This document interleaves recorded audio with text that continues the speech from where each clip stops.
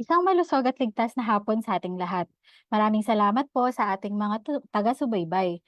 Welcome po sa isa na namang makabuluhang talakayan this Webinar Wednesdays handog sa atin ng Department of Labor and Employment hosted by the Bureau of Working Conditions. Ako po si Dr. Sheila Fortin Favorada and I will be your host for today's session. Ngayong April 28, magdaraos po tayo ng World Day for Safety and Health at Work celebration na may temang Let's Ensure a Healthy Psychosocial Working Environment. Pakiabangan po ang aming mga post sa social media para po sa mga karagdagang updates. Ngayon naman po sa Season 4, Episode 9, ang topic naman natin ay may pamagat na Where Work Meets Well-Being, Bridging Roles, Building Safety. Sa panahon po ngayon, hindi na lang kasi physical safety ang usapin sa ating mga workplaces. Kasama na rin po dito ang mental health, stress management, work-life balance, at ang overall well-being ng ating mga manggagawa. Pero bago po tayo makapakinig ng mga very informative lecture, atin po munang ilagay ang ating mga sarili sa presensya ng ating Panginoon para sa isang panalangin. Dear Heavenly Father, we come before you today with hearts full of gratitude for the opportunity to gather in this webinar. We thank you for the gift of technology that allow us to connect, learn, and grow even from afar. We ask for your guidance and wisdom for every speaker and participant so that we may share valuable and inspiring insights. Help us listen with open minds and hearts, eager to learn from one another. Grant us clarity of thought and expression, making our discussions meaningful and impactful. We pray that this session fosters understanding, collaboration, and the sharing of knowledge that benefits everyone. May your presence be felt in our midst, encouraging a spiritual of unity and respect. We trust in your divine wisdom to lead us through any challenges or difficulties we may face today. As we conclude this time together, may we carry forward the lessons we have learned with a renewed sense of purpose and dedication. In Jesus' name we pray. Amen. Okay po, ngayon po, let us now proceed na po sa ating bago po, good afternoon po ulit. Magpo-proceed na po tayo, no? Good afternoon po once again and hello po sa ating Facebook viewers. Para po sa ating mga viewers, huwag po natin kakalimutan mag-like at mag-heart react at pakishare na rin po ito sa inyong mga workmates, family and friends upang magkaroon ng sila ng bagong kaalaman. And don't forget po to use our hashtag Webinar Wednesdays. Please also hit the follow button on our Facebook page, Dole BWC 1949 to get updated on the latest announcements and to know more about the labor standards and occupational safety and health standards in the workplace. For your questions or inquiries, kindly po use the comment section and this will be addressed by our resource speaker after the lecture. And before we formally begin today's lecture, may we invite po Attorney Alvin B. Corrada, Director of the Bureau of Working Conditions, to deliver an inspiring message for the World Day for Safety and Health at Work.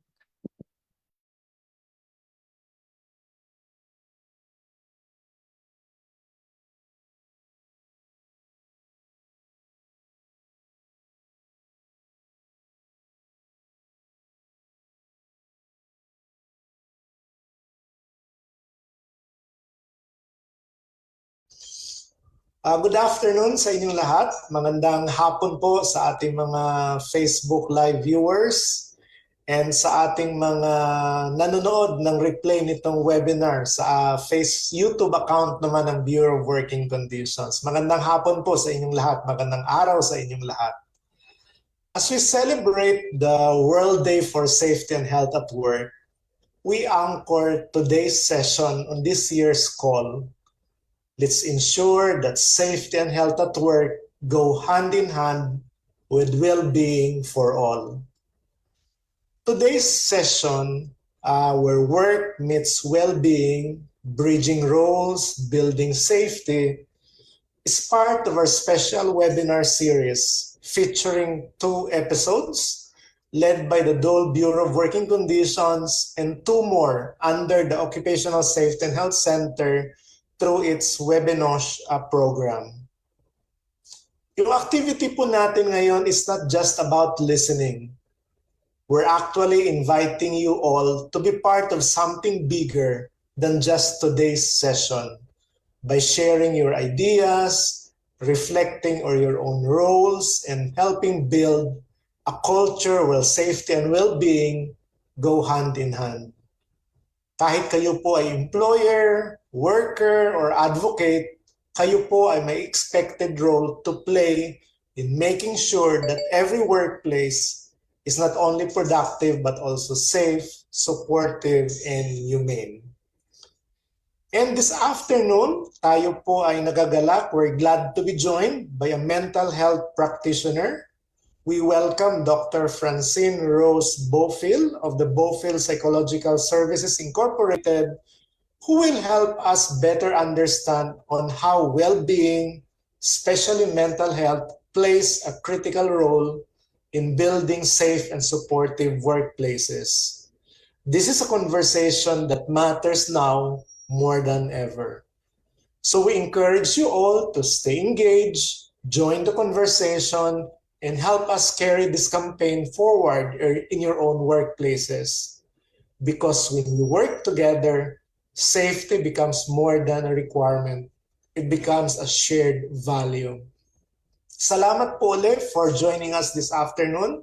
Sana po marami kayong matutunan sa webinar namin ngayong hapon. Marami pong salamat. Thank you po, Director Corrada. Again, DOLE is calling on all of us to take an active role in advancing safety, health, and well-being in our workplaces, in line with the World Day for Safety and Health at Work. We will now proceed with the discussion proper. Ang mental health ay isang mahalagang parte ng ating overall well-being. Nakakaapekto ito sa kung paano tayo mag-isip, makaramdam at kumilos, lalo na po sa pag-handle natin ng stress, pakikitungo sa iba at sa ating mga pagdedesisyon. Sa workplace setting naman po, napakalaki ng epekto nito sa ating mga performance, productivity, at lalo na rin po sa safety ng mga manggagawa. Sa mga nakaraang taon, mas nabibigyan na po ng pansin ang mental health sa ating mga workplaces. Ayon sa mga global at local studies, tumataas ang cases ng work-related stress, burnout at anxiety. At bilang mga leaders, whether manager, supervisor, or even mga team leaders, malaki po ang ating mga papel sa paghubog ng isang work environment na hindi lang productive, kundi ligtas din sa mga psychosocial risks. Hindi lang po ito nice to have, ito po ay bahagi na ng responsibilidad sa ilalim po ng Occupational Safety and Health Standards, kung saan kinikilala na ang mental well-being ay critical po sa kabuuhang kaligtasan at kalusugan ng mga manggagawa. Upang po gabayan tayo sa mga mahalagang diskusyong ito, kasama po natin ngayon ay isang eksperto na may malawak na karanasan sa field ng psychology. She is the Clinic Director of Beaufil Psychological Services Incorporated, or BPSI, and a licensed clinical psychologist. She earned her PhD in psychology, cum laude, at the University of Santo Tomas and trained at the Philippine General Hospital's Department of Psychology and Behavioral Medicine. She also completed the Human Resource Management Program at the Asian Institute of Management, expanding her expertise in organizational wellness and leadership. She is committed to supporting both psychological well-being and personal growth in every client she serves. With her depth of experience and commitment to worker safety and health, we are truly honored po to have Dr. Francine Rose Beaufil as our resource speaker today. But before we proceed po with the lecture, allow us to briefly introduce Beaufil Psychological Services Incorporated, our partner in promoting workplace mental health and well-being.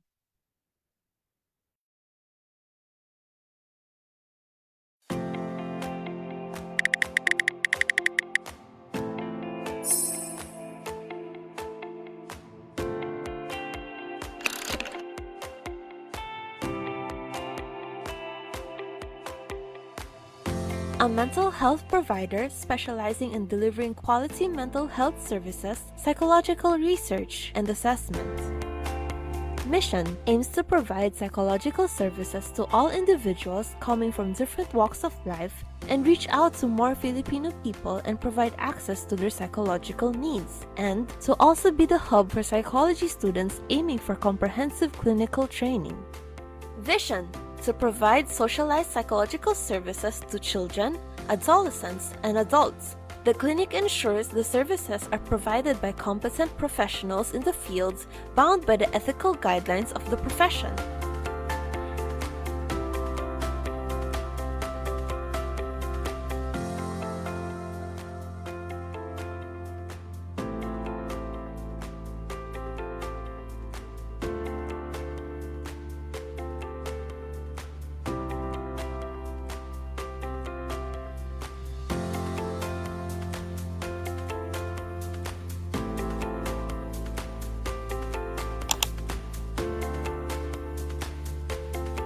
Here in BPSI, we are your allies. You don't have to struggle in silence anymore. Let BPSI help you in restoring your clarity, hope, and harmony. We will make sure your story matters. Psychological counseling,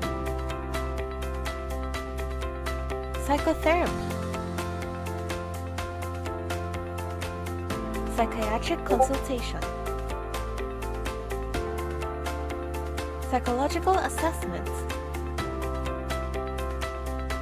occupational therapy,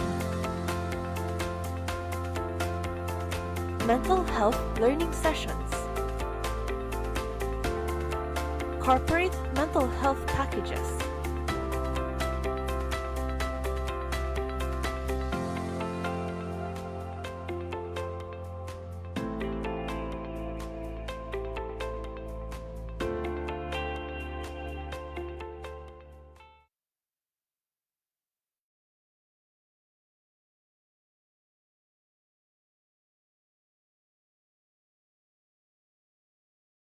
All right, everyone. Okay, good afternoon po. Welcome to our Facebook Live. We're welcome din, of course, sa webinar. It's really an honor to be here. At today, ang ating pag-uusapan is where work meets well-being, bridging rules, and building safety. So everyone po, ako po yung nagpapasalamat unang-una sa organizers and of course, kay Doc Sheila and Attorney Alvin because primarily, napakaganda nung kanilang sinabi. Hindi ko alam kung ako yung tumatanda na lamang, pero dati-rati po talaga kapag safety month or we celebrate this, it's really more of just physical. But it's really high time that we talk about something that really affects us in multiple of ways. So, ito pong ating pag-uusapan ngayong hapon, masasabi natin para siyang napakalaki. Pero ang ibig sabihin lamang talaga nito paano tayo nakaka-connect sa ating trabaho at paano ang ating mental health. At paano tayo magiging mas safe, not just physically, but also emotionally. So, again, ako nga po si Francine Bofil from Bofil Psychological Services Incorporated. At as a psychologist, ang goal ko lamang ay very simple. Tulungan kayong maintindihan yung stress ninyo sa trabaho at of course, bigyan kayo ng practical ways to handle this. Tandaan po natin, I don't want us to be confined na lecture ito, pero bibigyan ko kayo ng practical ways to handle it. Ito yung mga tipong sana magkaroon kayo ng aha moment later at sasabihin natin, ganito pala yung aking nararamdaman. Now, tingnan po natin. I would want to be more specific. I want to show the different learning objectives that we have. So, magiging flow po natin. Okay, pakita natin. Okay, so we have the acronym of CARES, mas madaling matandaan. Pag sinabing CARES, the first is to comprehend psychosocial risks in the workplace. Letter A is to acknowledge both worker and employer rules in managing risks. Letter R is to recognize early signs of psychosocial distress. Letter E is to engage in healthy communication and support systems. And last is to strengthen strategies for a safer, more supportive work environment. Kung makikita po ninyo ang ating pong learning objectives, maaring simple, pero tayo po ay magsisimula sa understanding, sa awareness, at magtatapos tayo in terms of application. Now, to simplify it po, mas makikita po natin ito, yung ating magiging flow sa ating topic outline, ano nangyayari sa workplace, anong nararamdaman ng empleyado, anong ginagawa ng employers, saan tayo nagkakaproblema, at paano to aayusin. So, our topics is like a relationship, may expectation, may reality, at may mga pagkakataong hindi nagtutugma ang expectation at reality. Alright, so everyone, I'm so excited to share with you my personal and professional experiences. Sana kayo rin po. So feel free to chat any thoughts, anything that you'd like to share on the chat box. Surely po, later we'll be reading it as well. And of course, mas mabibigyan natin ng atensyon maya-maya. Simulan po natin sa pagsabi ng tanong na pausing, no? Magpo-pause tayo sa simula. Pause agad, no? Siyempre, mental health advocate po ako. So, everything with me will always be starting with a pause. Tatanungin ko kayo at nakikita ko rin, no? Nasa chat po ng ating Facebook. Kamusta po kayo sa trabaho ninyo? Pwede po kayong magbigay ng mga emojis. Ito ay parang sun, happy and doing very well. Sun na may clouds, busy but manageable. Meron akong cloud na medyo may umuulan, unsure and a bit stressed. And I also have yung talagang rainy. Masasabi mong really stressed and overwhelmed. Ano po ang inyong emojis dyan? Ayan. Kim, with me here, will be also helping me, no, go through para po makita ko lamang kung ano ang inyong mga emoji. Meron po ba? Parang puro heart yung nakikita natin dyan. Ayan, may nakikita akong sun. Very well. How about others?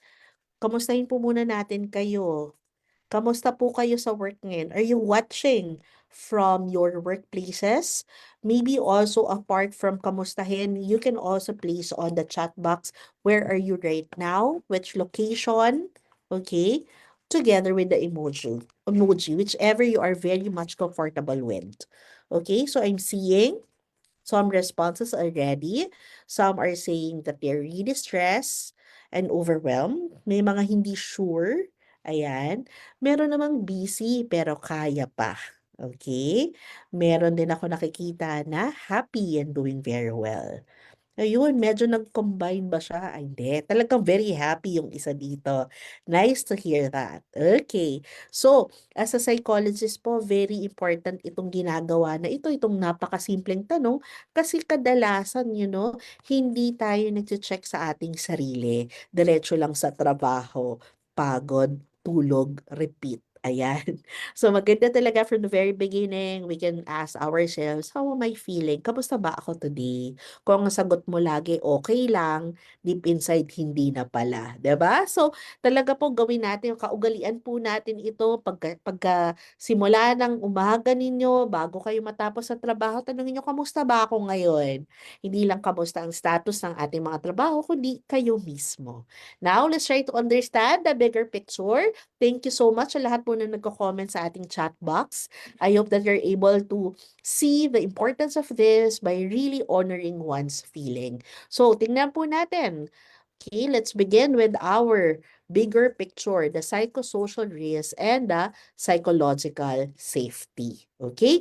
So, ano nga ba itong psychological risk and psychological safety? So, ibig sabihin nito, ang tanong is, ano yung nakaka-stress sa ating trabaho at safe nga ba tayo emotionally sa ating workplace? So, let's try to define first, what is psychological safety? So, ano ba tong psychological safety? So, makikita natin, no? Psychological safety is, safe ka bang magsalita? Safe ka bang mag-report? At wala ba ikong punishment na nakukuha tuwing ikaw ay nagkakamali? Of course, when you talk about psychological safety, I want you to start thinking about it as being comfortable, being empowered, but not escaping accountability. Let's be specific on that. No, psychological safety is a shared belief thinking and feeling and experiencing a safe work environment. Employees will report hazards and raise concerns. There will be open communication on unsafe conditions, continuous yung improvement para mas maging safe, at non-punitive system for reporting incidents and errors. So, in general, when you talk about psychological safety, this is really very important kasi dito nagkakaroon ng tamang flow of communication. Because in reality, we as human beings, hindi natin dapat isipin na hindi tayo nagkakamali. Tayo po ay lahat pwedeng magkamali. Maaring same, dahil hindi pa tayo agad natututo, pero hindi ibig sabihin, tayo, no, ay mawawala na ating dignidad. Tayo ay laging nababawasan ng sweldo dahil bawal po iyon, no? O kaya tuwing ikaw ay nagre-report na may kulang po, may mali po, may nasira pong machine, may takot. Kasi baka ako ang maparusahan. So masasabi natin na ang psychological safety, it is not escaping accountability, but it is more of having the responsibility for the safety of everyone. So a very good example is once you make a mistake, a safe workplace will celebrate your mistakes, will look for ways on how we could fix it. Kapag unsafe, the question lagi ay bakit ka nagkamali, no? So the next time that there will be a mistake, there will be a problem, your approach would be mananahimik ka na lamang. Now, everyone, I don't want to ask anymore on the chat box, but I want you now to start floating on your mind. Ask yourself, in your own workplaces, safe ba magsalita? Do you feel safe? Of course, iba rin po, no? Siyempre, if you have hesitation, pag hindi ka sanay, pero na-try nyo na bang mag-open up ng different from how your manager would see it? How was it accepted? Kahit ba mabigat yung sinasabi mo, sinabihan ka, hindi ka daw okay. How did you respond to it? Yan. So makikita natin, we can already start to gauge the safety in our own workplaces. Now, after identifying what psychological safety, I want to introduce to you naman, ano nga ba yung psychological risk? So dati-rati ang binibilang natin, ilan ba ang nadulas, ilan ang naaksidente. Ngayon, meron din po tayo syempre dapat makitang risk na pwede nating madanas sa ating mga trabaho. This is the psychological risk. This is the possibility of experiencing psychological harm. And I would want to say, the difficult part of the psychological harm is that it's rarely seen. No? Ibig sabihin, hindi siya agad-agad nakikita.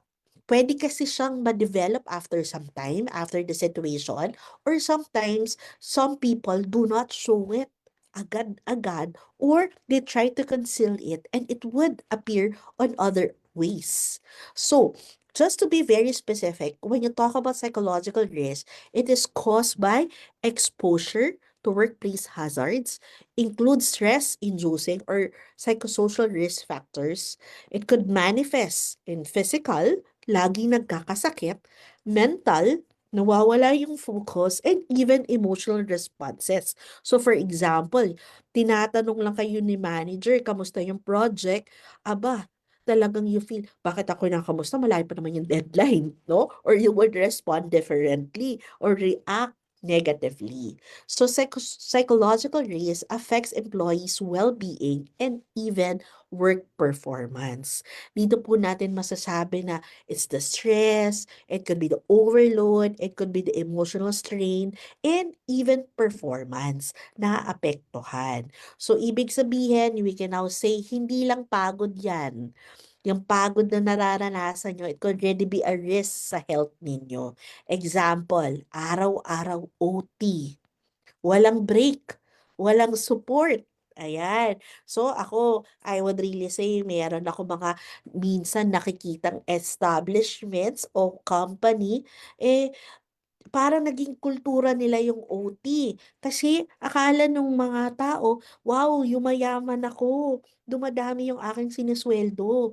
Without realizing that it's already paralyzing them. 'Di ba?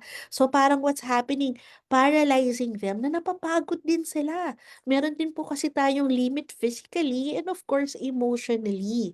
At sinasabi nakakatipid si employer kasi hindi nagdadagdag ng tao. Pero in the long run, hindi rin po ito maganda.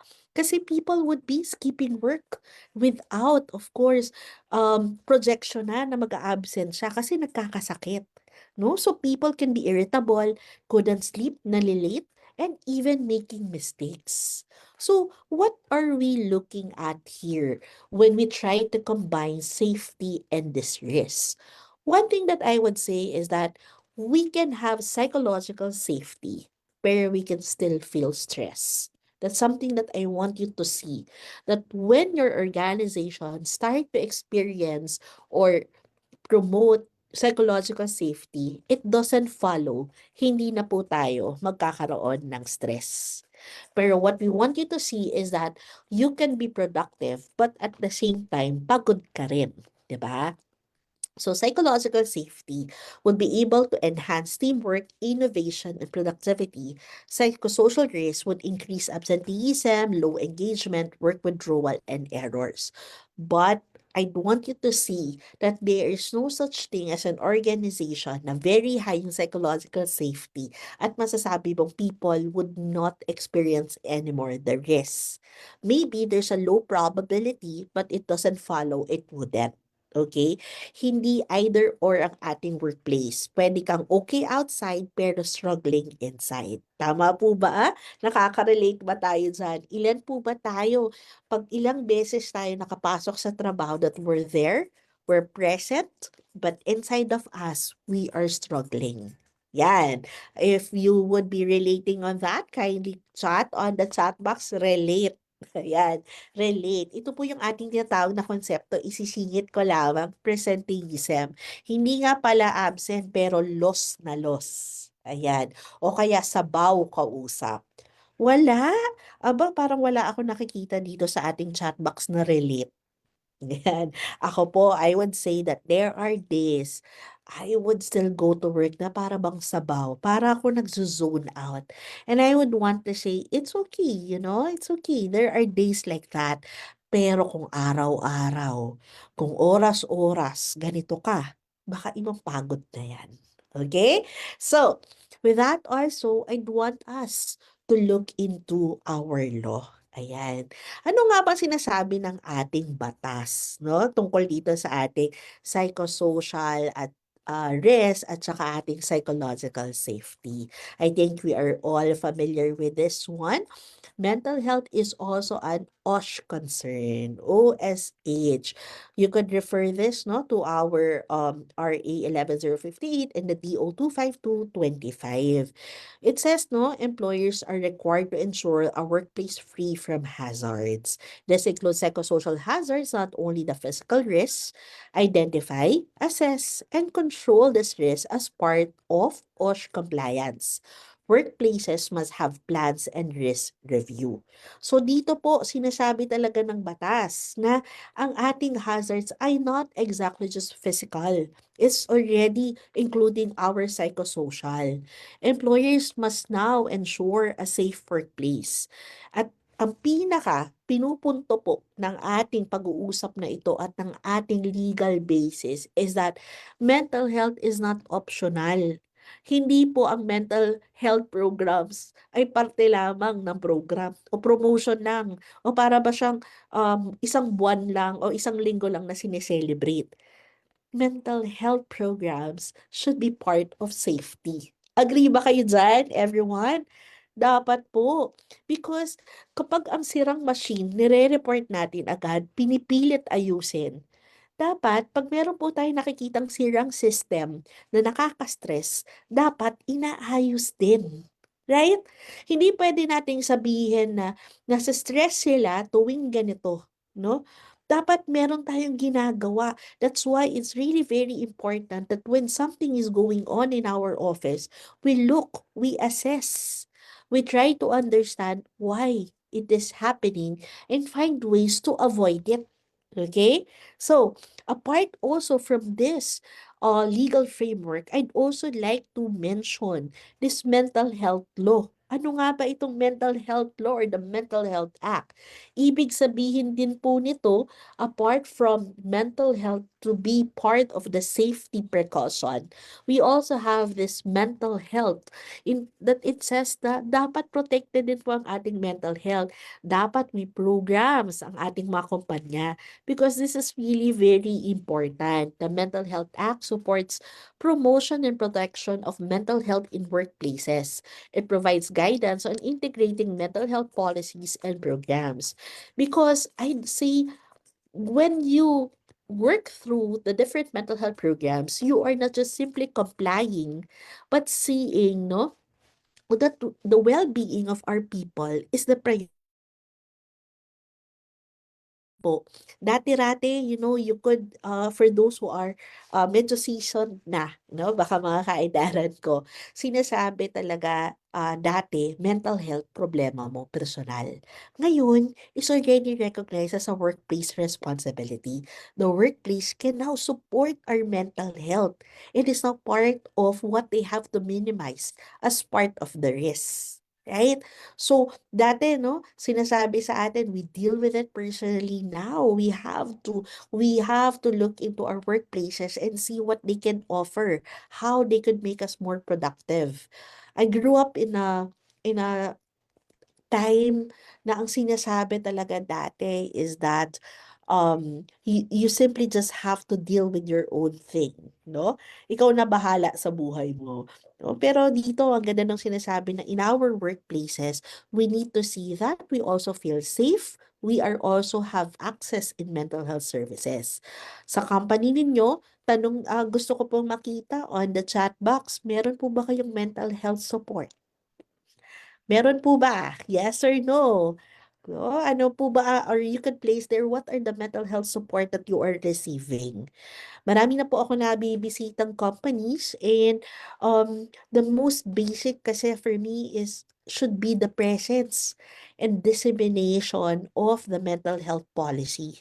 What happens when an employee has a specific diagnosis?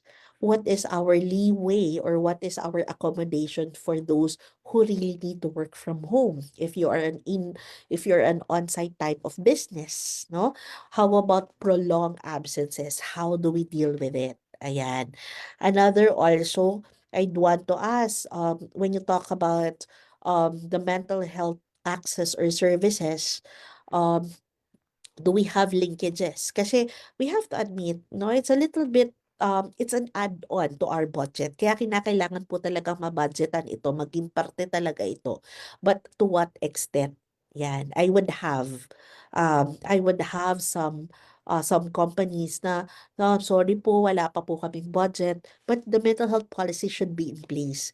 Your people should already know where to ask for help. There are enough resources to know. So I'm seeing here, there's a wellness leave. I love this. Yan. We have mental health support. Okay, there's EAP, there's wellness leave, yes. Okay, pero isa ko po no na dapat din nating makita, once they have it, dapat din talaga ginagamit, no? So tingnan po natin on the next slide. Thank you so much. Meron kami mental health, okay, meron ding mental health break, right, no? So we also have what you call, of course, as the scope of this risk assessment, HIRAC or the hazard identification, risk assessment, and the control. So this one is a required process to systematically identify your workplace hazards, assess the level of risk, and implement appropriate controls. It covers both our physical and psychosocial hazards. So dito, we could have our sample workplace risk checklist. Pakita po natin.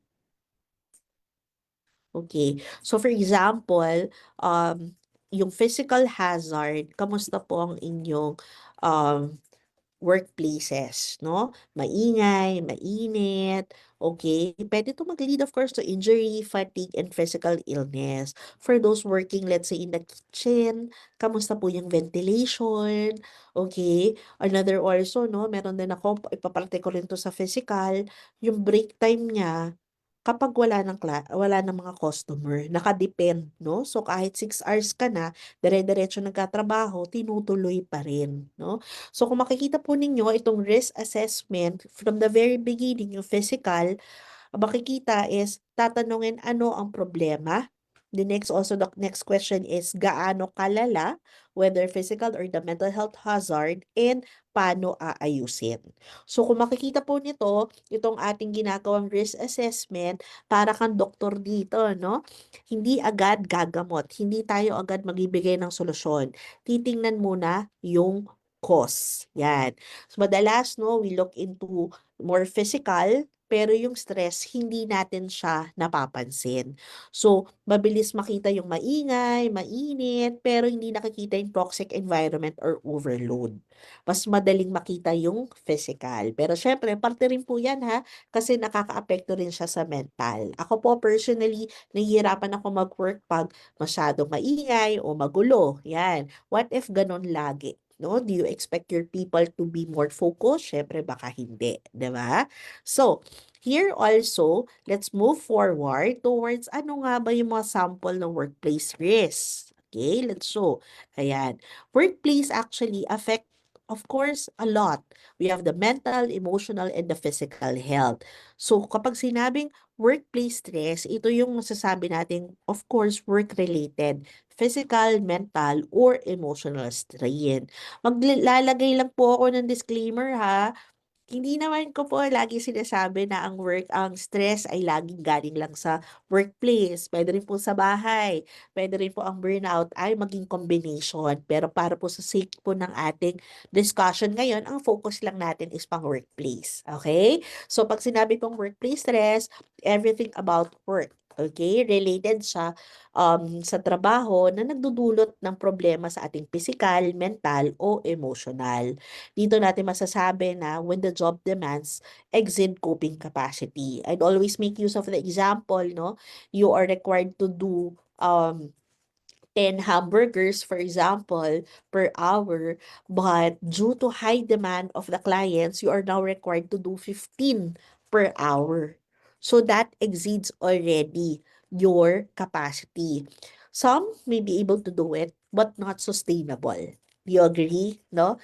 Kasi minsan, called for eh. For example, if you're working in a food industry, you may have high demands during, let's say, Christmas season. Then, grabe yung trabaho. Pero hindi pwedeng laging ganoon. 'Di ba? Kasi eventually, of course, tayo po ay mapapagod. Tayo po ay hindi na magiging productive. So, ang mangyayari dito is hindi na tayo makaka-recover. Now, I wanna ask you, na-experience nyo na ba to?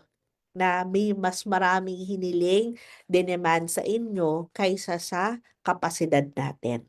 Okay? If yes, nako, sana po hindi madalas, no? Ito ay nakikitaan. Kailangan meron tayong bang lesson learned. Meron tayong debriefing after each season that happened. Ano yung pwede nating ma-improve? Ano yung pwede nating lalo na ngayon? May automation. Ano yung mga pwede nating ma-automate para mabawasan yung ganito? No? Kasi hindi pwedeng lagi lang tayong masanay at masabing, kultura na yan, ganyan na yan. Dapat maging bukas tayong mabago kasi part ito ng ating risk assessment. Now, another also, let's move apart from the workplace stress, okay?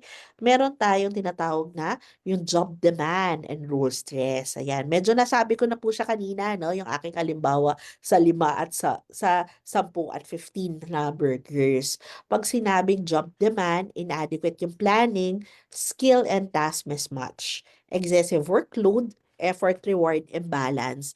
At ito rin, very important din po ito, yung role ambiguity and unclear expectations. Yung parang at the end of the day, litong-lito ka kasi parang ano ba talagang ginagawa ko? Ano ba talaga yung unit ko? Parang lahat na lang ako. 'Di ba? This strain is coming from work that is designed and assigned. So what happens is, maaring hindi tugma yung skills mo, sobrang dami ng trabaho, or hindi malinaw yung expectations. So, let's say for example, bago kang hire, binigyan ka kagad ng sobrang daming tasks, complex pa, nang hindi ka tinitrain. Mm. Anong pwedeng mangyari? Of course, tingnan natin yung lack of control. Yan. Stressful kasi ang trabaho kapag wala kang say, hindi ka makapag-decide, at lalo na po kung pabago-bago yung direksyon. So, for example, yung boss mo naman, gawin mo to. After 1 hour, ay iba na pala yung direksyon. O kaya pinagawa ito, pero in the end, ay balik ka na lang sa dati. Parang you've been working for it for 8 hours, and then in the end, hindi, let's just go to the original one. No? So, ito rin po, masasabi natin ko kanina yung type 1 job demand. Ito naman ay yung type 2, more on the control. Para bang you just have to do the job. Medyo mahirap po iyon. No? And we also have another stressor or the workplace stress type, which is the support, the lack of support. So, kapag walang guidance, walang tulong, and of course, kung toxic environment. Example, lagi ka nalang nag-aalala, baka tanggalin ka. Yan, no? If you're watching Netflix, I was watching it last night. Meron pong isang palabas doon, Beef yung name, yung season 2 na. Takot na takot lahat ng tao doon, primarily because anyone can actually be redundant or matatanggal sa trabaho. So, what happens is that they're always on toes. Lagi silang para nagpapakitang gilas, no? So, this is also not very good. You would say, at least lahat nagpapakitang gilas, pero not at their best, right? Imagine niyo kung everyday you'll always think about, oh, wala ka ng trabaho, then that, of course, will be very stressful. So, yung feeling na ikaw na lang mag-isa, o kaya wala ka mapagtanungan. Ayan. So, another also that I'd like na indikit po dun sa pinag-uusapan nating workplace stress yung burnout. Narinig na natin, ano? Sino ba ditong burnout? Alam niyo, aamin po ako sa inyo, the past days, I also was contemplating, burnout po ba ako? Ano nga ba talaga ang burnout? So, burnout, everyone, is a sustained occupational stress without intervention. So, pag sinabing burnout, I would say if there's such thing as leveling, it's the severe type of stress. Ito ba yung parang sukdulan na, no? Because it's no longer just pagod, but it's more of exhaustion. Reduce na yung ating motivation, detachment, we feel drained, and we're unable to perform effectively. Masasabi natin mas severe yung condition requiring longer recovery time. Halimbawa, dito, no? Mawawalan ka na ng gana. Hindi ka na lang talaga pagod. Yung parang kahit anong itulog mo, ubos na ubos ka na. Dati, excited ka mag-work, and then, eventually, basta matapos lang. Yung parang pagpasok mo pa lang, wow, gusto mo nang umuwi. O yung iba, minsan, hindi nga actually makaalis para magtrabaho. Wala nang gana. Right? So, this one can also, of course, be part of our psychosocial risk. And the third one will be, ayan, sige po, may nababasa po ako dito, no?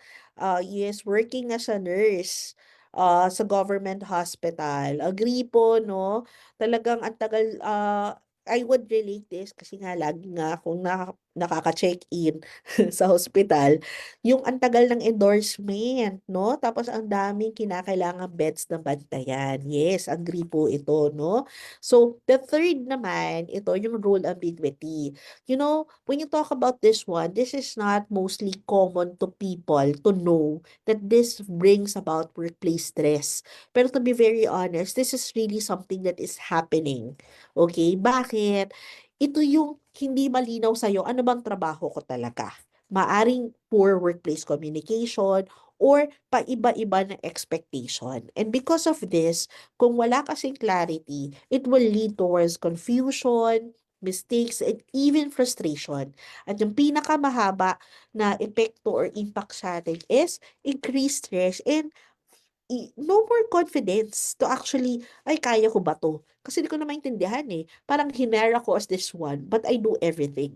Yan. Kaya po minsan, natutuwa naman po ako, pero medyo nahihirapan din ako pag nakakakita ako ng security guard na sila na sila na kumukuha ng order, sila na naglilinis, no? Parang ano ba yon, understaff ba? Kasi dapat ang guard nasa harapan, 'di ba?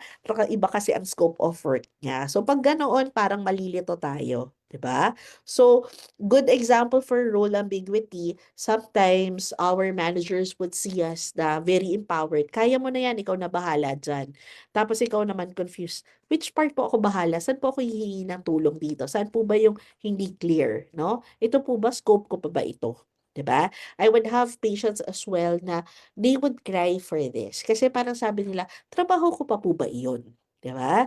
So, this role ambiguity can actually lead to obviously, conflict. Yan. So, tingnan natin, ano ba tong workplace interpersonal conflict? So, when you talk about this workplace interpersonal conflict, ito yung because of the role ambiguity. Hindi niya na pala trabaho, ginagawa pa niya. O kaya lahat ng tao nakaasa sa kanya pero na nag-performance appraisal, hindi pala to kasama. 'Di ba? Maari din no na parang there's conflict avoidance or social exclusion or kapag unmanaged, it already would affect workers' well-being. I would remember this client of mine in a top real estate company and she told me, I wasn't supposed to do that, but I've been doing that for ilang years na. And when I said no, it was taken against me. 'Di ba? So, na-stress siya kasi parang she lost her friends. She lost her not so friends. Kasi ginagawa pala niya for the longest time yung trabaho niya. 'Di ba? So, siya heartbroken in a way na parang feeling niya ginamit siya. Okay? So, you're seeing, no? The idea of this role ambiguity and how it would actually lead to workplace conflict. Now, with all of this, the big question is, why does this all matters? Bakit nga ba to importante? You know, this is very important itong mga napag-uusapan natin and for you already to start identifying your own experience because it's already affecting our health, both physical and mental. It could also affect our performance and it could already also affect our attendance. Yan, tingnan natin no, why it matters. Move po natin yung aking slide yan. Kasi dito natin ilalagay, kaya naging workplace concept itong sa mental health because hindi ito always personal issue, organizational problem when there is a lot of people taking absences. Bakit lagi siyang uma-absent? Bakit mataas ang turnover? Yan. So makikita po natin no, um, when you look at your data, punta kayo ng inyong clinic, punta po kayo sa inyong HR, bakit madalas sa inyong unit ang maraming absent? What is really happening? Because this data will tell us how your employees are actually affected with maybe with this psychosocial risk na hindi natin nakikita. Ayan. So, to guide us, I'll be calling Kim to medyo mag-ano tayo, cognitive exercise. Meron po kami ipapakita sa inyong game, the risk mapping. At ang gagawin lang natin is to identify ano yung mga possible risks sa bawat sitwasyon na ating babasahin. Kim, work with me here. All right. So feel free to leave your responses in our chat box as we identify together what are the risks in the provided scenarios. So here is our first scenario.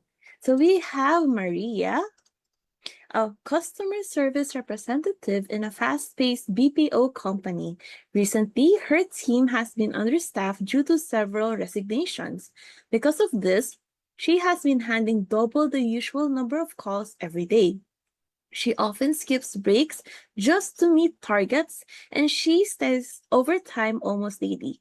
Lately, she has been feeling constantly exhausted, has been difficulty sleeping, and noticed that she is becoming more irritable with customers and coworkers. All right, so everyone, what kind of risk do you see with Maria's situation? Feel free to leave it in the comment and we'll check how well or how much of the risk have you identified.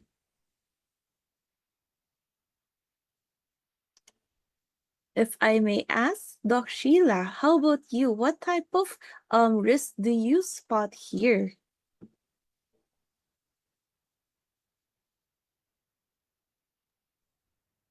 Currently, we have in our comment, burnout na. Mental health, more on burnout. overload for workload, stress, interpersonal conflicts. Anything else?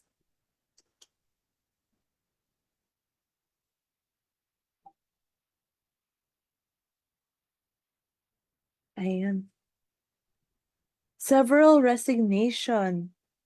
May nag-mention might cause laryngitis, burnout, role ambiguity, and burnout. All right, let's see what risk can we identify in the situation. Specifically, we can identify ayun, understaffed due to several resignation. Tapos, because of that, nagdo-double yung work. Tapos, nagsiskip ng break. Like what Doc Bufill mentioned kanina, it's important to take breaks. Hindi yung dire-diretso ng work. Tapos, yun, feeling constantly exhausted, has difficulty sleeping, and becoming more irritable. And like Doc Bufill mentioned, this might lead to burnout. Ayan. The next, let's have this situation. So ito naman, in a small marketing team, Kevin and Angela are both assigned to handle social media content. However, their supervisor did not clearly define who was responsible for which task. As a result, both of them create posts separately and sometimes duplicating work or posting conflicting content. When mistakes happen, they end up blaming each other. The confusion has started affecting deadlines and even team coordination. So, how about for this? What type of risk can you identify? So, ito naman, si Kevin and Angela, we have two persons na in charge with one thing, which is social media content. So we have some comments coming in. Ambiguous role. What else do you identify? Combination of physical and mental.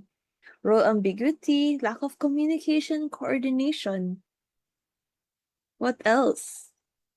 More on role ambiguity. All right. Duplicating work. Yes. All right. Then let's see. What can we highlight in this scenario?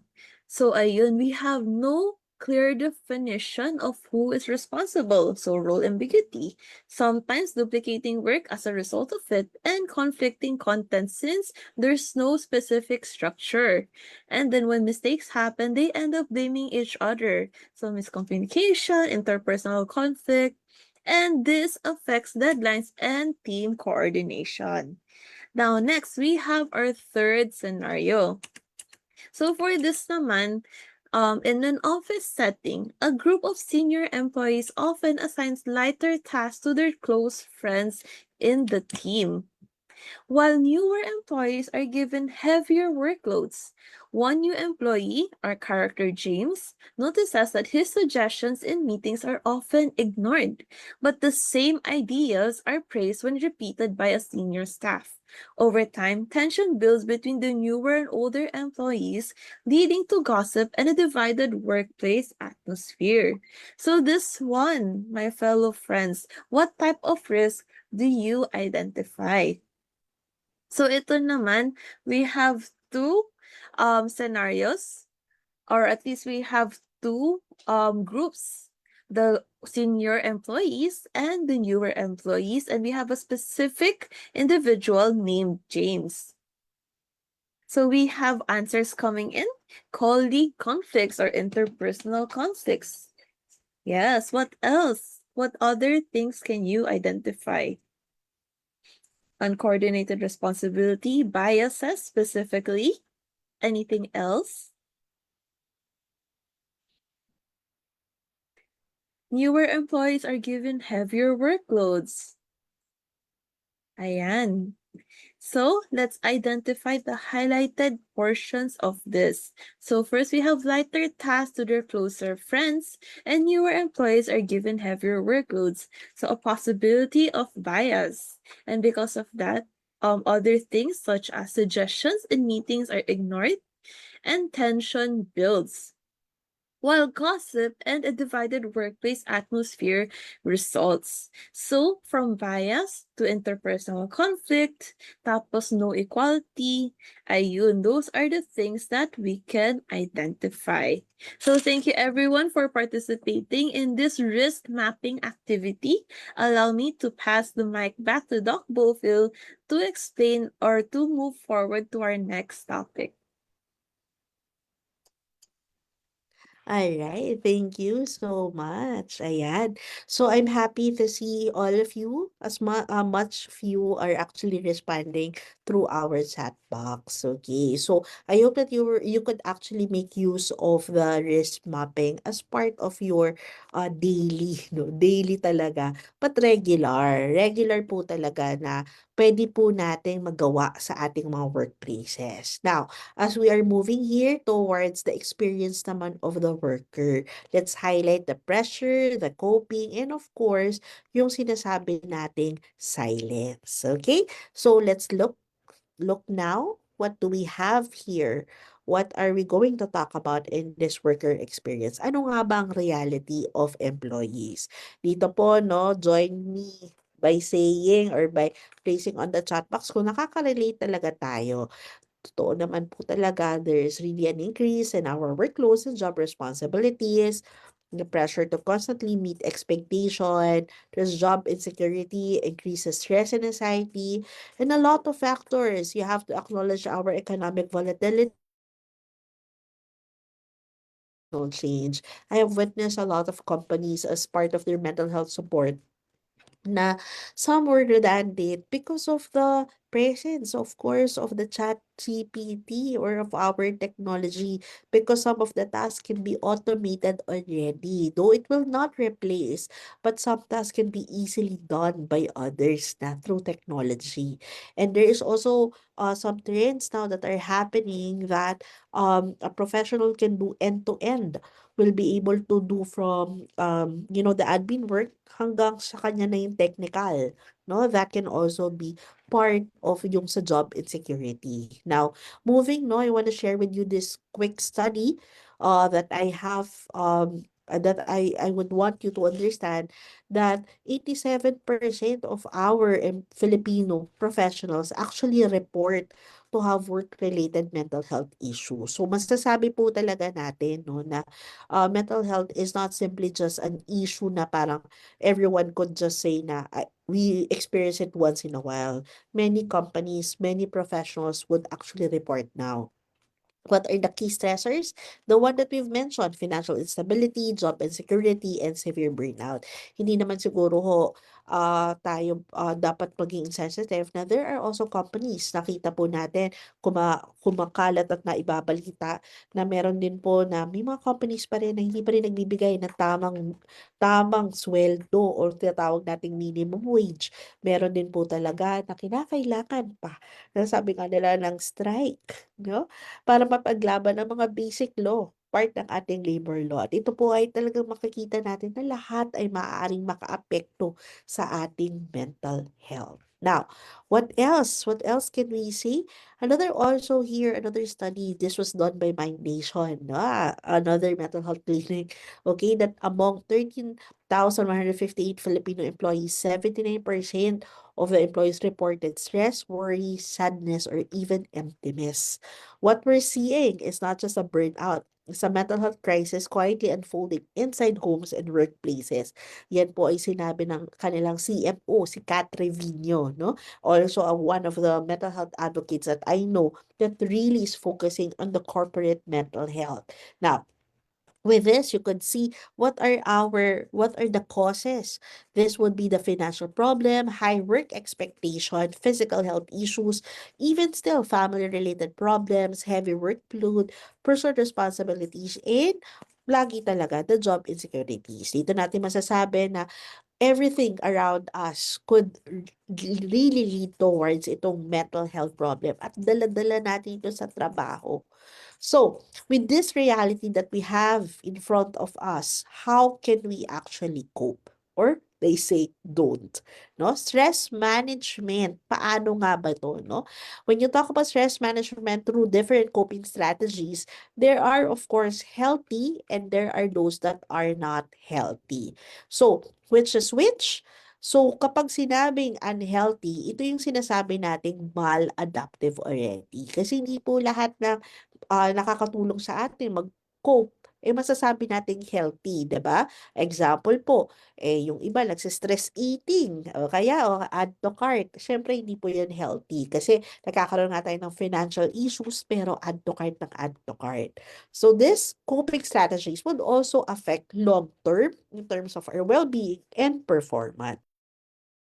Now, let's now try to look into ano ba itong mga healthy coping. So, meron tayong healthy coping strategies, yung problem-solving approach. How do you actually make use? Paano pa pag may problema? Do we escape? Do we rely on others? Establishing work-life boundaries. After 5 p.m., paano po ba tayo?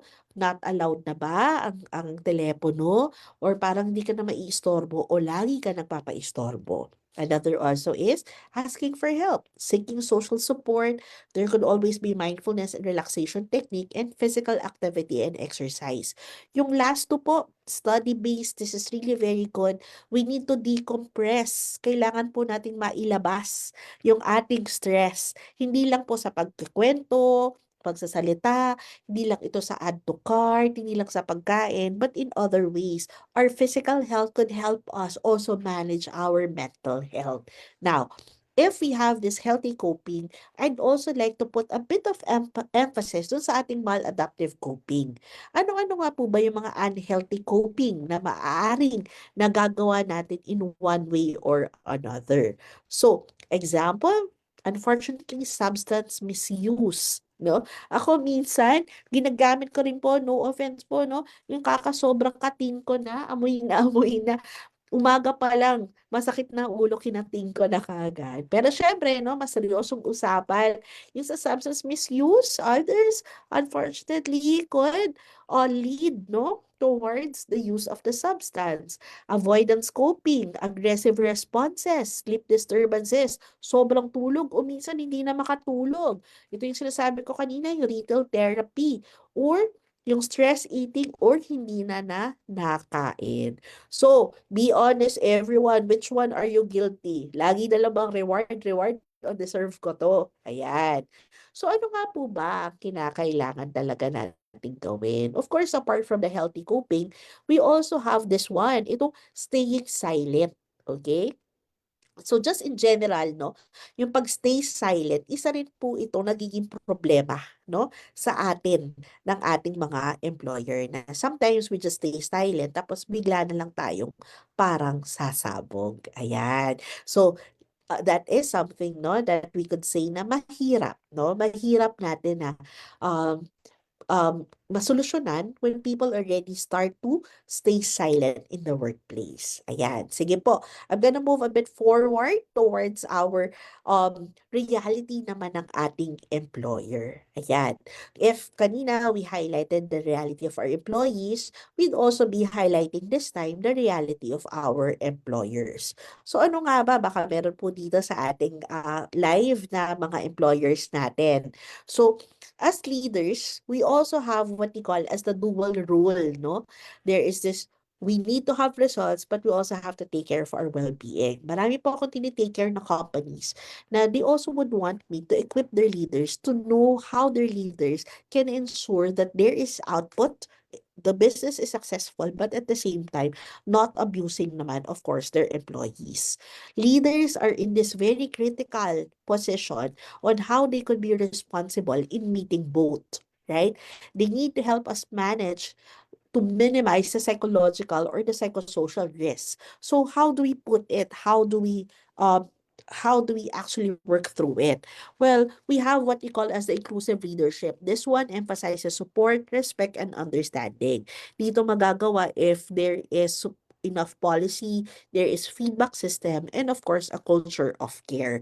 So you could see, no, as leaders, we are not just, of course, going to just manage people to do their job, but we are here to actually look into how we could handle their well-being. Ako lagi kong sinasabi, to stay steady, to know, of course, to be more proactive. If, for example, laging siya yung masasabi mong high-performing, pero baka hindi sustainable. Marami pala siyang pwedeng maiambag, pero siya lagi yung ating nagagamit for the project. So, eventually, nahihirapan din siya na masabi na kaya niya pa the next time. 'Di ba? So, very important to say that as leader, we need to be aware and to have the action to be intentional in taking care of our employees' well-being. So, let's have our example. I'm going to read with you. Please read with me silently the example that I have here on the screen. So, we have here, I'm sorry, the dual readers, the about Joseph. I want them to see my very quick example that Joseph, a team leader, notices that Hans seems stressed and less active at work. Instead of getting angry, he talked to Hans privately and listened to his concerns. He offers support by adjusting the workload, and the latter encourages open communication in meetings. This is really a very simple, no? Very simple conversation maybe, or a simple example of what I want you to see as a leader. If you're a leader, or you may want to communicate this also with your managers. If you can see, no, one good flag or red flag here, green flag rather, is that Joseph, a team leader, was able to notice na nasa stress. Hindi na masyadong nag-interact si Hans, maybe sa GC, or maybe in general if they're working in on-site, 'di ba? So, instead of magalit agad, nandun yung idea na kausapin ko, alamin ko, 'di ba? Sometimes we cannot adjust the workload, pero baka we can see how we can break down the task. Sometimes, what a person may need is just yung parang scaffolding lang ng task. Yung napakahirap sa mata niya, maaaring mas ma-breakdown natin at mas maging workable sa kanya. So with this, makikita natin that Joseph was able not just to be aware and notice, not just to provide accommodation, but also to ensure that there is business continuity na pwedeng ma-deliver yung output. This is what I'm saying about a leader. A leader would have to have the thought na if you want to deliver this output, kailangan empowered, kailangan okay yung aking tao. And to be able to do that is to be less reactive and be more responsive. Hindi ka kaagad magagalit, hindi ka kaagad mag-a-assume tamad siya, hindi siya nagkatrabaho. But you take time to sit down, to talk, to have an open communication. Dito rin papasok, if you are a manager or a leader, the importance of having a regular sync. Kahit na ba minsan, nag-meeting lang kayo pag debriefing, kapag may project, why not, no? Have a one-on-one session on a regular basis. Una, hindi sila matatakot kasi nag-uusap kayo as leader and direct report. At the same time, opportunity rin to na mag-discuss ng hindi lang kapag may mali o may problema. Check in with them and see how they are actually working together. Okay? So I hope that you're already able to see this. Napakaganda ng ating example. Now, let's move forward. And we see more of this. Ayan, tingnan po natin. Ito, the risk of unintentional harm due to limited awareness. Nandito yung unconscious bias. Andito rin, no, yung sinasabi ko kanina na when we jump into conclusion, when we look into, ay, kaya ganyan yan eh, kaya hindi natapos yung project because of this and that. Again, as leader, highly expected tayo to know and really look into how we can better support them. When you do your risk assessment, part din po at nalaking parte talaga yung well-being ng ating mga tao. Kasi doon natin malalaman kung kaya o hindi yung project and how we can actually accommodate and provide them opportunities to grow. Okay? Now, let's move forward. Sana naandyan pa po kayo.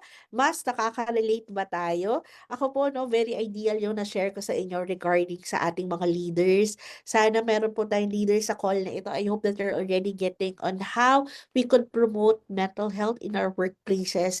It's not just having the access, eh. It's equipping our leaders to be mentally healthy and to be, the fuel of promoting psychological safety. Pwedeng-pwedeng magawa yan sa mga one-on-ones. Okay? Now, we also have here the challenges in our support system. The access to support is limited by organizational and personal barriers. If there is low awareness of support, heavy workloads, the fear of judgment and confidentiality, weak promotion, misalignment between support programs and employee needs. Maybe would want to put an emphasis on this part of the confidentiality concern. I would have some patients within the corporate, kasi I also visit corporates po. Isa sa sinasabi nila, nakakatakot mag-open up kasi nalalaman ng lahat, no? If there are things that you would be discovering in your one-on-one sync, I hope you keep it within, no? Unless, of course, it's required na masabi. Kasi you are supporting, but at the same time, you're losing naman their trust, diba? So, very important para hindi po siya maging part naman ng psychosocial risk. Okay? Moving forward, okay? What we have will be our last part. Ayan, tama po ba? Last part na po tayo, yung ating disconnect, where expectations and reality clash. Okay? Ano nga ba yung ating reality at saka expectation? So, our employees' expectations versus our employers' POV. Employers may perceive support as adequate, but employees may feel unheard or unsupported. The employer may have initiatives pero superficial lang siya or inadequately communicated. Alignment of intent and implementation is needed for meaningful and responsive program. This is something that I would say I would be able to relate in a way that meron po akong mga napupuntang companies that they will invite me to be there 8 hours to provide wellness support, pero hindi palang well communicated sa industry or sa company. So, ang ending, wala ako nakakausap for the whole day. Or sometimes, I provide feedback to them, general lang, pero nasa stuck lang yung papel ko doon. 'Di ba? Another also that I would want is, no matter how beautiful our mental health programs in paper, it also has to be practiced and be monitored regularly so that our initiatives will not just be shelved. Di po ba? Kinakailangan makita natin where are our gaps when we are implementing mental health programs. Is it in the communication, in the workload, recognition, and even on support? So you could see here, gaps would reduce trust and employee engagement. Communication, meron pa rin ako namimit. Even if I go to their workplaces, they feel that baka malaman ng kanilang employer what are their concerns. So I really always have to inform them of confidentiality. Another also is yung workload. Lahat na in-adjust na namin personally, pero yung workload naman hindi po talaga natitigil, no? Kinakailangan na daw magtrabaho ng Sabado para mas mabawasan ng Lunes. Pero 3 taon na yung open position. Yung mga ganon, ano? So, recognition, employees feel undervalued. Minsan, napakasimple lamang, hindi pa natin mapigay. Example, even as manager, kapag good job, ibigay natin yan, no? Kung good job. And the support is, baka meron tayong mga engagement na ginagawa, but it does not actually is what is needed by the employee. So, very important to do your needs assessment and the need for you to have those kind of efforts. Tandaan po natin, the engagement, all of our activities should be aligned to what our company needs or what we would want to promote. So, mahirap na we are just doing it and then doon sa actual practice sa araw-araw na ginagawa ng ating mga employees, hindi ito nararamdaman. Now, these consequences, it will of course affect itong mismatch, pwedeng magkaroon ng burnout, disengagement, and turnover. And to be honest, it's a loss for both. We lose our employees, the company would lose the best ones. The employee will also be losing the opportunity to be part of that company or yung stability ng company. Now, let's move towards solutions. If we have these consequences, punta naman po tayo sa ating mga solution. What are we going to do? Remember, from concepts, we're going now towards action or application. So what do we have, everyone? Employee, no? Sa employee po, what you can do now is self-awareness. Tingnan din po natin, everyone, how you feel. Yung kaninang sinimulan ko, how do I feel? tingnan po natin if how are you triggered, no? May mga araw na we come in because may issue sa bahay. How are you bringing that in your workplaces? Another also is effective communication. Rant tayo ng rant tungkol sa trabaho natin, but have you been communicating that on the level of your manager or to a higher, no? Yung sa proper workplace. Baka kasi we communicate through chismis, through ranting. No? Another also is the peer support. Kuha din po tayo ng support from our workplace by, sharing. Sa totoo lang, wala naman pong trabahong madali, hindi po ba? Pero pwede rin po tayo mapadali ang trabaho when we have support from our workplaces. And seek help through your HR supervisors or designated OSH structures. The idea kasi here is that walang mababago kung walang magre-report. 'Di ba? Parang yung tubig sa CR, hindi malalaman na may tagas kung walang isang magre-report. Right? So, very important to start small and always within your control. And if you are a leader, what can you initially and actually implement? Ito ang lagi ko pong sinasabi, regular check-ins. Instead na sabihin mo, matatapos mo ba yung trabaho mo? Baka pwede nating simulan, kamusta ka habang mabigat ang trabahong iyan, 'di ba? Tayo pong mga Pilipino, ang salitang kamusta, laging kinakailangan pagkakape, 'di ba? Pwede rin po, pwede magkape together, pero minsan it's just the word. We have to ask that. Huwag lang laging trabaho ang ating ifina-follow up. Another also is open communication. Please encourage channels accessible. Para bang, o sige, kung may reklamo ka, ilagay mo sa GC, di ba? Or masyado kang defensive. Sana po magkaroon sila ng proper channel to say a feedback also to the leaders. And fair and consistent management, ito, apply policies and expectation equitably. Last night, I had a patient saying, no, sabi niya, nag-resign daw yung tao niya kasi nasa director level na. Nagulat daw siya, bakit siya nabigyan pa ng NTE? Sabi sa akin, what do you think of this? Sabi ko, I can only think of one. That's pride. No? Bakit? Kapag director level na ba, bulletproof na po ba tayo? 'Di ba?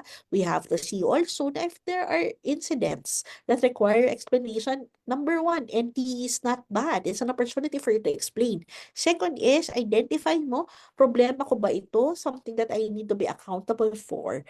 And as leaders, I would always say to be able to have fair and consistent management, it does not exempt me from having or following the policies, right? And very important, intervene early. Address your stressors before they escalate into performance or health issues. Prevention is always better than reaction. Preventive program, proactive programs are always better than reactive programs.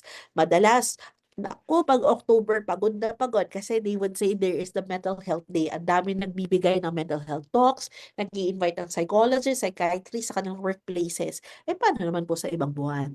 Diba? Kinakailangan mas makita natin that mental health is normal. It's a daily need, it's a regular need. Hindi lang tuwing buwan kung ito ay sineselebrate. Within our organization, we also have our own responsibilities. There has to be clear policies and the OSH integration. Kapag po, no, meron tayong kinakailangan i-resolve, pinakauna natin hahanapin is not the culture or tradition, but what does our policy say? So, very important that as early as now, we are more specific on which mental health policy would be really applicable to our companies. I would really see a lot of generic, basta for the sake of having one, but it does not really answer to the needs of the company. The next also is workload design. Mahirap ang trabaho, but how do we make it more realistic, balanced, and role appropriate? Baka hindi na siya nakapag-date. Hindi na siya nakapag-asawa. Hindi na siya nakauwi. Hindi niya na na-try mag-self-care. Ang ginawa na lang niya, nag-resign. Diba? Structured feedback system, implement regular and two-way feedback mechanism. Tayo may opportunity to grow. Accept it. No? Hindi tayo perfect, so we need to be open to everyone's negative ideas or perceptions of us. And always have access to support system. Sa mga medyo wala pang budget, di ba? ang mental health po ay hindi lamang po consultation. Pwede po nating simulan sa ating mga policies, pwede po magsimula sa mga check-ins ng ating mga leaders, pwede rin po yung simpleng kamustahan at the start of our shift or even in the end. Plus, make sure lang po natin, gamitin din po natin yung mga free na linkages natin. Marami na po mga libre din ngayon. And what is our shared responsibility for psychologically safe workplace? Safe workplace will only be done if it is going to be shared responsibility. Pareho-pareho rin po ito ng psychological safety. It's not the work of leaders, it's not the work of the employees, it's the work of everyone. So, psychosocial risks or workplace hazards under our OSH standards. So, kinakailangan po lahat po tayo will work towards having a mental health culture within our workplaces. Lahat po tayo, there is a role to play. Alright? With that, everyone, I hope you were able to learn, to be validated of what you were able to experience and have been experiences. So as workers, I hope you will speak up early and use available workplace channels. Instead po na mag-rant lamang, mag-chismis, tayo po ay mag-communicate sa ating mga managers. Mahirap mag-expect na may pagbabago kung tayo po mismo ay maiiwan lamang dun sa reklamo. As leaders, I hope you will also be proactive than reactive. Huwag nating antayin lumala ang problema dahil ang pinakamadaling paraan para makatapos sa isang problema ay be aware and be able to notice it at an early stage. And I would like also to remind our organization, integrate psychosocial risk management into your OSH system, not because lang it is required, but the only way to move forward amidst all the chaos that we are experiencing is to believe that mental health is not a simple trend, no? It's not. It is something that we really need to live by. It is something that is part of our life, very integral po. Alright? So kung naniniwala tayo, yung human capital ang talagang magkakaroon or makatulong for business continuity and success, then we really just have to take care of their well-being. With that po, I be able to learn, no? Ipapasok ko pa rin po ito, no? Because there's something that I would want you, no? To share with us sa dulo. Pero ibibigay ko na sa inyo po ang aking loving kindness meditation, no? Ay, ayan po pala. Sorry, bago po ako magbigay ng loving kindness meditation, ito na po, yung aking reflection. Ayan. Sorry everyone. Tingnan po natin yung ating reflection. Let me do it. What is one change in your workplace to make it more supportive of your well-being? One change to better support is, so starting today, I will. Ayan. So, I'd like to invite you, chat it on the chat box, and while I'm waiting po of your answer, sisimulan ko dito kay Kim. Kim, bigyan mo naman ako ng sagot. No? What is it that you'd want to explain or ituloy dito sa ating mga sentences? I think sa second one na lang po. So starting today, I will communicate better with my workmates to ensure na, as Doc, what you said kanina, diba? Try to communicate as early as you can para things won't escalate into a bigger problem. I love that, no? So, to communicate better, no? Kasi sometimes we expect, yung sabi ko, we expect changes, pero hindi pala natin na communicate. Or sometimes what we do is, we naiiwan tayo dun sa, sana mabago to. Pero hindi pala. Ayan. How about others? I'm seeing a lot already saying that they enjoyed, okay? I think agree po tayo sa a leader with a good heart, a good listener. So, if you haven't been able to think about this reflection, I hope you will start, no? Iuwi niyo po itong tanong. One change to better support is, so starting today, I will. Ano po kaya iyon? Remember, psychological safety. Lahat po ito, no? Importante, no? Let's look into our reminders. Psychological safety is essential for workplace effectiveness. Okay? Unmanaged stress can actually lead to burnout, and differences in perspectives are normal occurrences in our workplace. And last is Effective solutions require shared responsibility from all parties. Sana po iuwi po ninyo whichever role that you are here today, an employee, part of the higher, no, the C-suite of our organizations, or you are simply a leader, no? Sana maiuwi natin yung pinaka-idea that to make things happen, to make our culture mentally healthy, it's always a work of everyone, whatever your role is. And psychological safety is always essential. Kinakailangan natin i-practice normally ang ating risk assessment to be able to come up with this psychological safety. Now, thank you so much for those who are here saying, so starting today, I'll be more understandable with every employees. We do not know what they're going through. Correct? Wala pong masamang magtanong, bakit natin hindi nagagawa? Instead of policing them, maybe it's also good that we ask them muna what's happening. I'll be more considerate to workmates. Thank you so much. To extend and practice other, okay, God's grace. Thank you so much. Starting today, I'll be more considerate. Think of others, not just I. How wonderful your responses are. Thank you so much. Sana po, hindi lang po tayo natuto. Sana po tayo ay na-validate kung ano man ang nararamdaman nyo. Normal pong mapagod, no matter how much we love our jobs, no matter how much it helps us bring food to our tables, or help us, no, become better in our roles in our lives. By the end of the day, it is only human to say, pagod na ako. And yung pagiging pagod po natin, hindi dapat araw-araw, oras-oras na gumagapang na lamang tayo. Sometimes, napapagod, pero dapat na ano pa rin yung joy sa pagtatrabaho. Living with you, no? My loving kindness meditation. Sana lagi po kayo maging masaya, maging healthy, lalong-lalo na mentally healthy. Sana lagi kayong maging ligtas, physically, and of course, magkaroon ng ligtas na sitwasyon o kaya ng ligtas na space para ma-share ano pinagdaraanan sa inyong trabaho.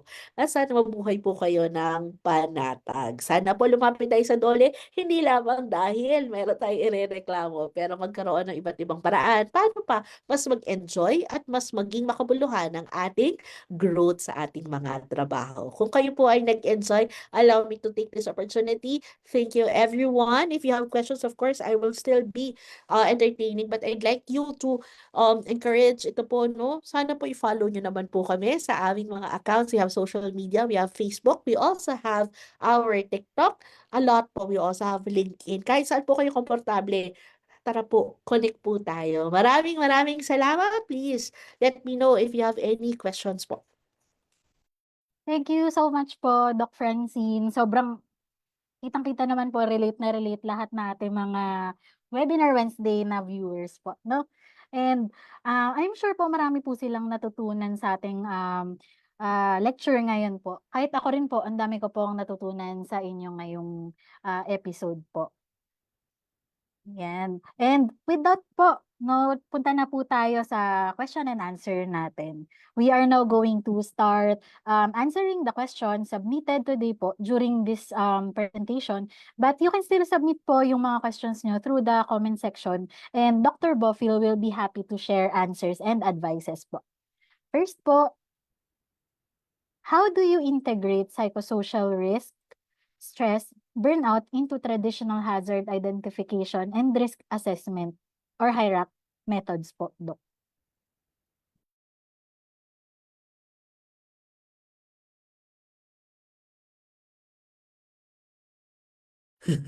Hala, biglang napahala-hala.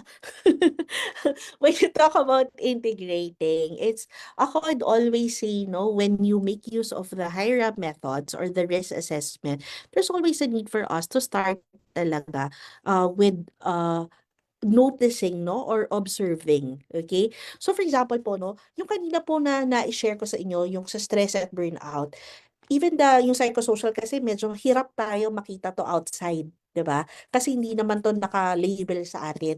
Pero you can actually see po sa ating let's say data, ang ating data sa clinic o kaya yung mga leaves po natin, ano po yung mga reason for leaves, lagi nagkakasakit. These are all indicators, everyone. It's not it's not absolute, but these are indicators that would tell us to have more communication, more conversation with our people. Another also would be your engagement. Halimbawa po, meron po kayong mga initiatives in our work environment. Kamusta po? No? How is it being accepted by our people? So a lot, no? Apart from participation, apart from the data from our clinic or from our HR, you can also look into your performance appraisal, no? And especially if you're being true to it, are people really meeting the standards? If yes, good. If not, then why? Not just because of work overload, but maybe there are things that we are not providing them well. Another also is yung usual, no, very formal na, we can do yung informal FGD, or you can actually do yung usual na survey. So I would believe I am taking this question in a more of the psychosocial risks are difficult to identify compared to the usual physical hazards or this traditional hazard, but I would say that there are a lot of indicators available for us to see. Okay po. Next question po. What steps do we take to support employees' mental health and well-being po concerning yung HSE po, health and safety? Well, I guess I was able to provide, no, a lot talaga. Pero alam nyo, ano talaga ako I'd always want something that is long-lasting. When I say long-lasting, everything has to start with the policy. So, doon po talaga ako. If there is a lack of this, then mahirap. Halimbawa po may mga nami-meet po akong companies, I would want to share this, nagpo-prolong absences. Or kaya, hindi nakakamit ng standards because of the mental health condition. How are they going to handle that? 'Di ba?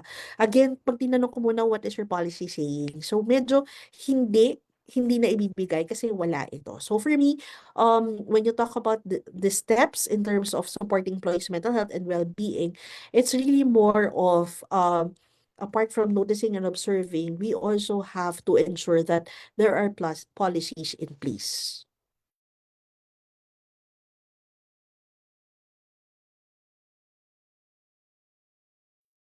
Okay po. Thank you po, Doc. Next question po. Yeah, medyo mahaba po. So, number 3 po, thank you so much po sa insightful at napakagandang talk. May I kindly ask po if it's also possible to integrate yung spiritual dimension into the psychosocial interventions or strategies, considering po na spiritual or religious practices is one of the most common stress coping strategies among Filipinos. Do you have any suggestions po how to consider or to integrate this? Maraming salamat po. God bless po. Thank you so much. Yes, definitely. When you talk about well-being of a person, it includes all dimensions, physical, mental, social, and also spiritual. Pasok na pasok din po ito. But I think the main practice that I would give is should be interfaith, no? Interfaith. Example po, no, yung nakikita ko din dito na intervention is starting with awareness and naming or labeling. Example, there are practices of different religions that you could start to recognize, to respect. Halimbawa po, in my workplace, we recognize that some religions do not have Christmas. Diba?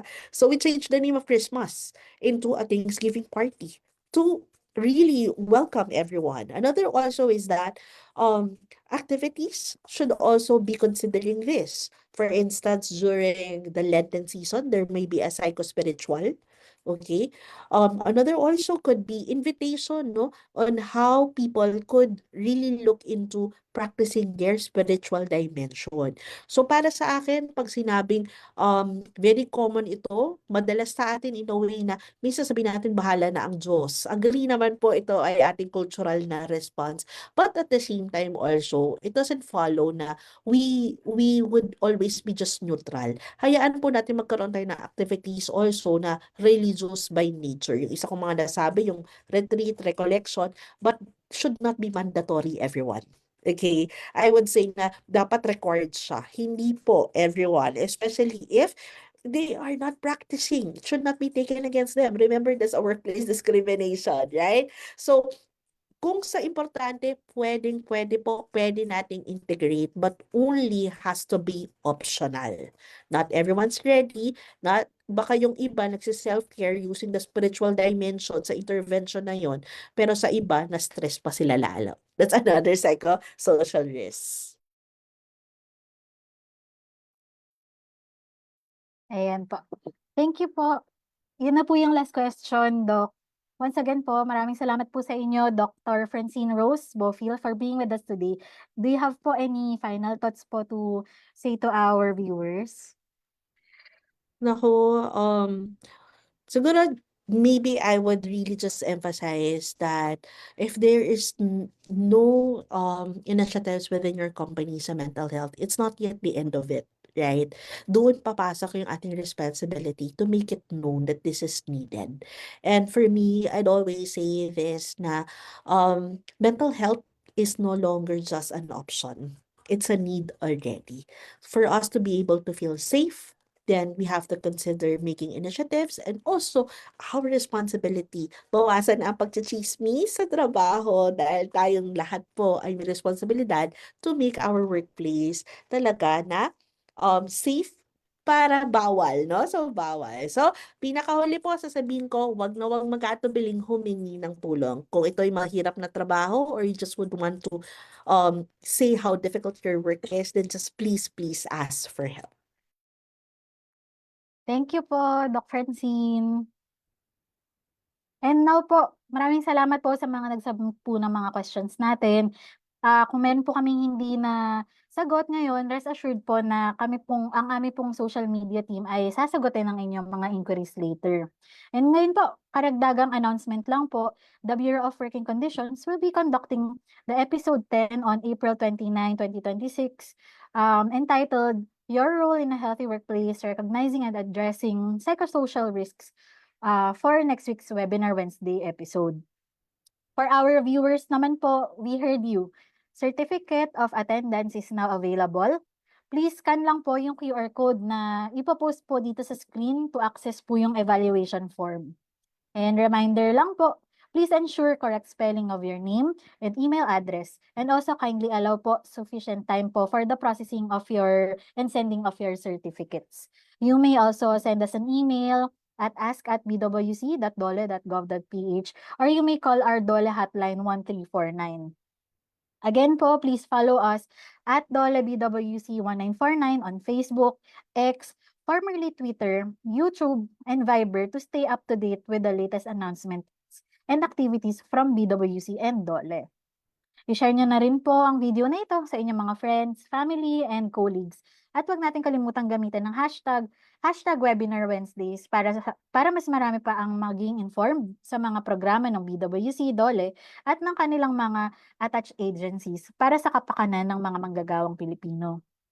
If you missed any of our webinars, please head to our YouTube channel at doon po mapapanood lahat ng ating Webinar Wednesday episodes from seasons 1 to 4. And in commemoration po of the World Days for Safety and Health at Work 2026, with the theme, Let Us Ensure a Healthy Psychosocial Work Environment, ILO constituents, ministers, and international experts po will discuss global developments and practical pathways for ensuring a healthy psychosocial working environment. With this, Dole invites you po to attend to this online event entitled Ensuring a Healthy Psychosocial Working Environment on April 27 at 2026 at 7 p.m. Manila time. Bali, ipopost po namin dyan sa comment section po yung link for this event po. And on behalf po of the Bureau of Working Conditions, maraming salamat po sa inyong pakikiisa. See you po sa ating susunod na mga episodes po. Once again, this is Dr. Sheila Fortin Faborada, your moderator, signing off. Thank you po.